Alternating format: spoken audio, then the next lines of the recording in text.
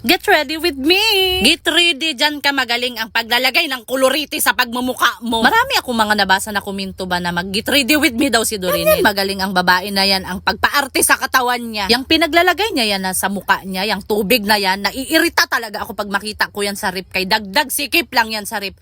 Hindi ko alam kung bakit kailangan ilagay sa rip ang tuner-tuner daw na yan. Palagi ko tong mapapansin sa kanya ba, magpahid-pahid siya ng mga puti na yan na tatapalan niya yung mga nangingitim sa mukha niya. Paano hindi yan magkaroon ng pangingitim yung mga bakas sa pimples niya?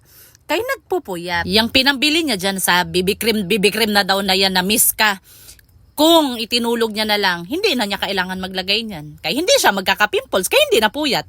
O tinatakpan niya ngayon yung eyebag niya. Sino ang may kasalanan bakit nagka-eyebag? Siya din. Kaya hindi natutulog sa tamang oras. Sus, Dorinel, kahit ilang beses mo patakpan yung mga eyebag mo na yan, lalabas pa rin yan. Kaya buburahin din naman ang makeup. Tignan mo ang babae. O napakaraming itatapal sa pagmumuka niya. Siya rin naman ang may gawa sa mga yan. Kung nakikinig ka, kung matulog ka sa tamang oras, kakain ka ng mga healthy, iinom ka sa tubig, hindi magkakaganyan ang mukha mo. Hindi mo na kailangan yung tapal-tapalan ng mga kung ano-ano dyan. Baka magtanong-tanong na naman kayo kung anong pangalan sa pinang-drawing niya dyan sa kilay niya na inahit na dudrawingan na naman niya.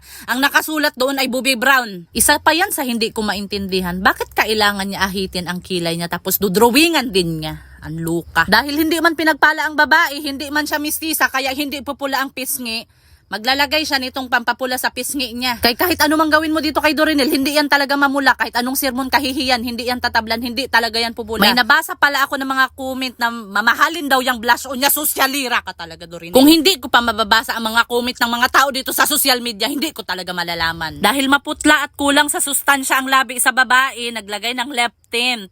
Maglalagay pa rin siya ng lipstick.